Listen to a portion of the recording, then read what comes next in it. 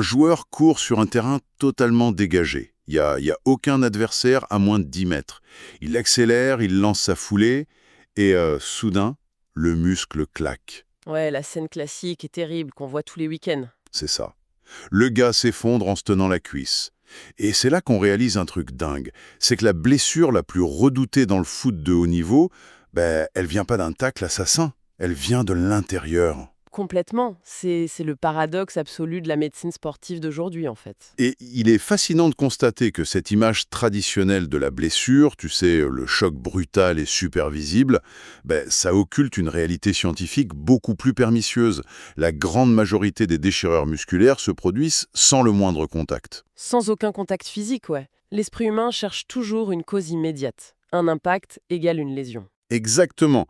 D'accord. Décortiquons un peu tout ça, parce que c'est le but de notre session d'aujourd'hui. L'objectif, c'est d'explorer comment l'apprentissage automatique, le fameux machine learning, est en train de révolutionner la prévention de ces blessures silencieuses. Et c'est vraiment une révolution, je suis très enthousiaste d'en parler. Et pour disséquer tout ça, on va s'appuyer sur un article scientifique hyper pointu, publié en 2024, dans le très respecté Journal of Sports Science and Medicine. Une excellente source au passage. Ouais, vraiment. L'article s'intitule « Enhancing Sports Injury Risk Assessment in Soccer through Machine Learning and Training Load Analysis ». Tout un programme, hein. C'est clair. Ça a été écrit par les chercheurs Theodoros Tzilimikras, Ioannis Kakos, George K. Matsopoulos et Grégory C. Bogdanis. Et l'idée ici, c'est de rendre tout ce jargon académique super accessible. Parce qu'au fond, on parle de l'équilibre physiologique de l'athlète, quoi. Voilà. Et pour comprendre cette innovation de l'IA, il faut d'abord regarder comment on faisait avant. Comment les équipes surveillaient la fatigue jusqu'à présent. Eh bien, pendant très longtemps, le monde du sport professionnel ne jurait que par une métrique qu'on appelle le ratio ACWR.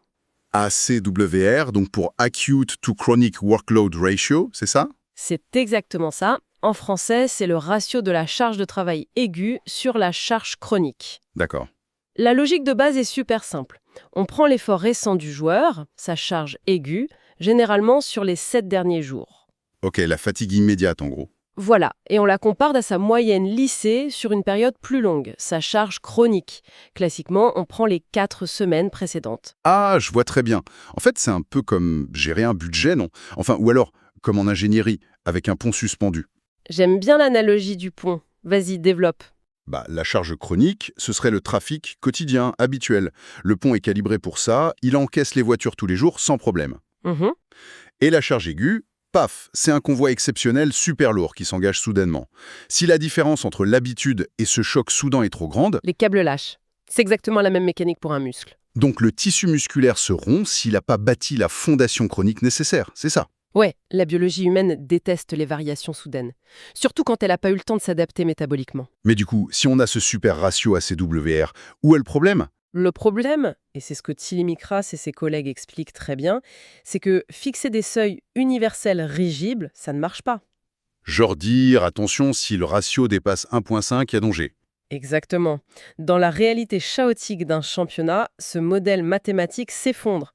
Ça échoue misérablement à prédire les blessures de manière fiable. Mais pourquoi? Je veux dire, un ischio-jambier, ça reste un ischio-jambier, non? Les lois de la physique sont les mêmes pour tous. Les lois physiques, oui. Mais la biologie de chaque individu, sa génétique, son âge, l'historique de ses micro-déchirures, c'est exponentiel en termes de variabilité. Ouais, sans compter le poste sur le terrain.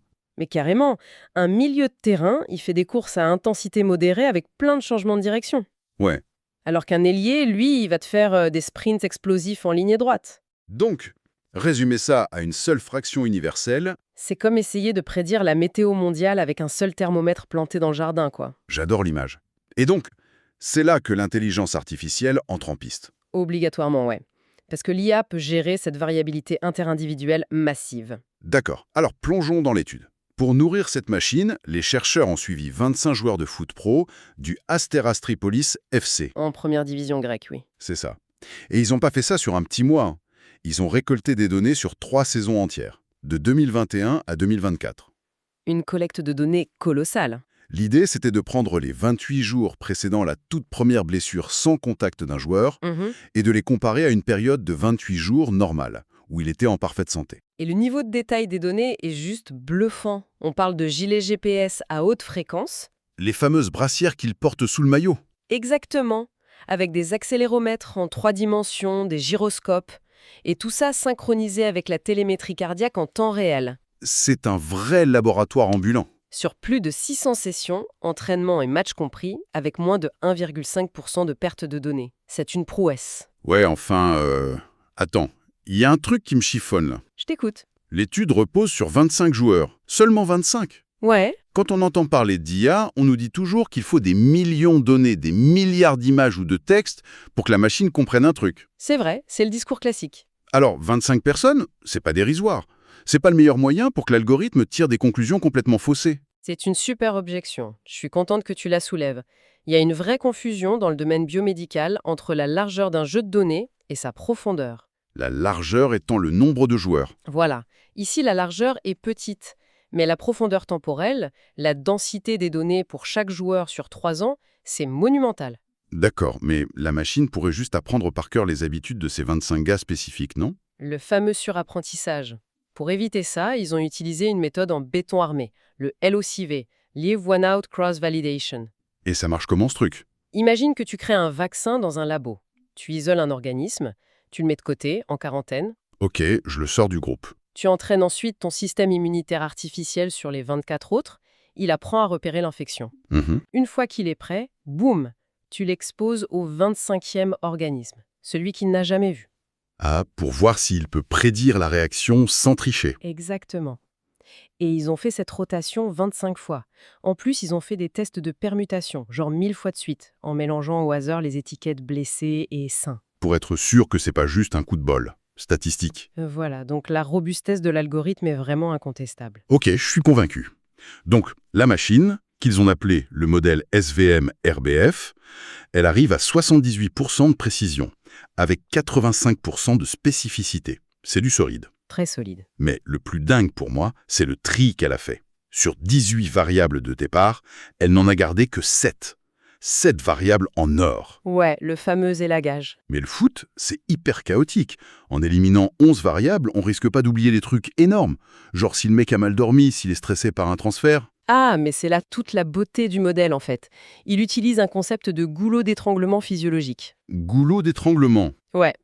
L'algorithme ne nie pas que le manque de sommeil ou le stress joue un rôle. Mais ces 7 variables, c'est la manifestation finale de ce stress sur le terrain. Ah, donc si le joueur s'est couché à 4 heures du mat, ça va forcément se voir dans son rythme cardiaque le lendemain. Exactement. Le modèle s'en fiche de savoir pourquoi il est fatigué, il voit juste que la machine biologique souffre. Fascinant. Alors, ces 7 variables, elles sont divisées en 2 groupes. On a 3 variables de déviation aiguë. C'est ça. Le nombre de sprints, le score global de la charge d'entraînement de la session, et un truc majeur, le temps passé avec une fréquence cardiaque entre 90 et 100% du maximum. La fameuse zone rouge.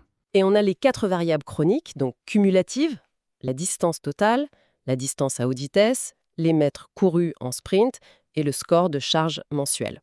Et c'est la combinaison de ces 2 groupes qui crée le moment AA de cette étude. Le grand eureka, ouais. Parce que c'est la toute première fois qu'on arrive à mêler des données mécaniques, la course, les chocs, avec des données cardiaques internes, pour prédire ce risque. Et ça change tout. Avant, on se contentait de regarder le compteur kilométrique de la voiture. Tant qu'on n'a pas dépassé un certain seuil de borne, on se dit que tout va bien. C'est une super métaphore. Mais l'ajout de la fréquence cardiaque, c'est comme ajouter le contour sur le tableau de bord. La bagnole, elle a peut-être roulé que 5 km. Mais si tu as fait ces 5 km en première, avec le moteur qui hurle dans le rouge, le moteur, il va exploser. La casse mécanique, c'est une certitude. c'est exactement l'asphyxie cellulaire du joueur. Quand son cœur reste trop longtemps entre 90 et 100%, l'oxygène n'arrive plus assez vite. Donc les fibres musculaires sont en détresse. Elles épuisent l'ATP, leur carburant de base. Et à ce moment-là, un simple sprint qui aurait juste étiré le muscle d'habitude, paf, il le déchire. Ok, donc la vraie cause, c'est l'accumulation de kilomètres, percuté par un jour où le cœur n'arrive plus à suivre et reste bloqué dans la zone rouge. C'est cette signature très spécifique, ouais. Mais du coup, j'ai une question bête. Si on connaît ces 7 variables, si on connaît le danger de la zone rouge, pourquoi les entraîneurs peuvent pas juste mettre une alarme sur leur iPad? Genre, si le joueur fait plus de 10 sprints, on le sort. Voilà. Pourquoi une règle simple marche pas? Eh bien, parce que les statistiques classiques, linéaires, ne voient rien de tout ça. Comment ça?